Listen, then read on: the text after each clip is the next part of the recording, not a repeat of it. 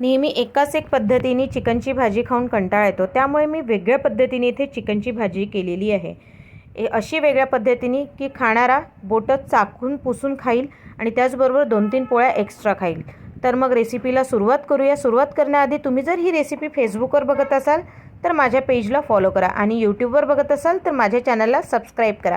त्याचबरोबर like, share आणि comment करा आणि व्हिडिओ पूर्ण बघा, कारण की स्किप करून बघाल तर तुम्हाला कळणार नाही कुठल्या वेळेला मी कुठले पदार्थ घातले. त्यामुळे व्हिडिओ पूर्ण बघा. हॅलो फ्रेंड्स, मी लतिका, लतिकाज किचनमध्ये तुमचं स्वागत आहे. इथे मी 3 पाव चिकन घेतलेलं आहे. त्याला स्वच्छ असं धुवून साफ करून घेतलेलं आहे आणि 2-3 पाण्याने धुतलेलं पण. आता यात कोरडे मसाले घालूया. अर्धा चमचा हळद, 3 चमचे मी इथे तिखट घालते आहे. तुम्ही तुमच्या टेस्ट अकॉर्डिंग कमी जास्त घालू शकता. त्याचबरोबर अर्धा चमचा गरम मसाला, 1 चमचा धने पावडर आणि टेस्ट अकॉर्डिंग मीठ. तुम्ही तुमच्या टेस्ट अकॉर्डिंग कमी जास्त करू शकता. तर इथे मी मीठ पण चवीप्रमाणे घालून घेतलेलं आहे. आता मी यात 1 वाटी दही घालते आहे. दही आंबट, जास्त आंबट पण नको आणि जास्त गोड पण नसो, मीडियम पाहिजे आपल्याला. तर आता याला छान हाताने मिक्स करून घ्यायचं व्यवस्थित. बघा अशा प्रकारे हाताने मिक्स केल्याने सर्व चिकनला छान व्यवस्थित मिक्स होतं. आता या चिकनला आपल्याला अर्धा तास रेस्ट करायला ठेवायचं आहे. जर घाई नसेल तर तुम्ही अर्धा तास रेस्ट करायला ठेवू शकता किंवा मग 15 मिनटात रेस्ट देऊन 15 मिनटात तुम्ही भाजी घालू शकता. तर याला अर्धा तास मॅरिनेशनला ठेवून देऊ. दुसरीकडे मी गॅसवर कढई चढवलेली आहे. त्यात मी साधारणतः 3 मोठे चमचे तेल घातलेलं आहे. 4 कांदे कापून ते घातलेले आहेत. कांदे होऊ दिले छान. कांदे शिजवताना यात मी मीठ घातलेलं नाही, कारण की मॅरिनेशनच्या वेळेस चिकनमध्ये मी ऑलरेडी मीठ घातलेलं आहे पूर्ण. तर कांदे झालेत. त्यात मी अद्रक लसूण हे पेस्ट करून न टाकता ठेचून घेतलेलं आहे खलबत्त्यात, कारण की ठेचून घातलेल्या अद्रक लसणाचा फ्लेवर या चिकनच्या भाजीत खूप जबरदस्त येतो. आणि आता तेलात घातले तर याला थोडा वेळ परतून घ्यायचं, म्हणजे अद्रक लसणाची जी कच्चा फ्लेवर असतो तो निघून जातो. तर आता अद्रक लसूण पण झालेलं आहे.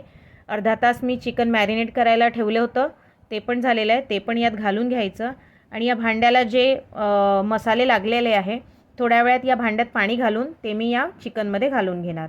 आपल्याला यात कांद्यात कुठलेच मी मसाले घातलेले नाही आहे, कारण की चिकन मॅरिनेशनच्या वेळेस आपण ऑलरेडी सर्व मसाले घातले होते.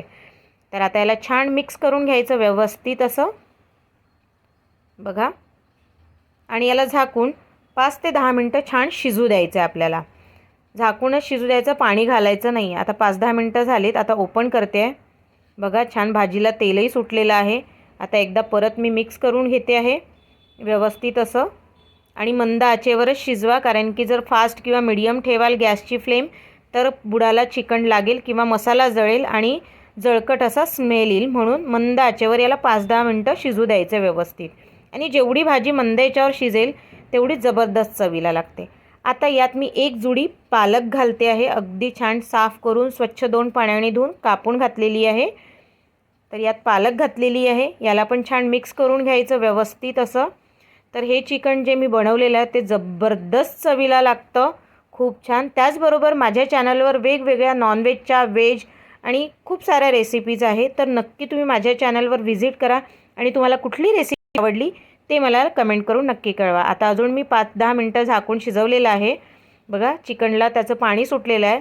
जर पाणी नाहीच सुटलं तर अशा प्रकारे तुम्ही अर्धा 1 ग्लास, तुम्हाला जसा रसा हवा किंवा थिक ग्रेव्ही अशी असेल त्यानुसार पाणी घाला. तर मी ते अर्धा ग्लास पाणी घातलं आहे. आता याला छान झाकून मीडियम आचेवर शिजू देते, म्हणजे आपलं पाणी आटेल आणि आपल्याला थिक ग्रेव्ही भेटेल.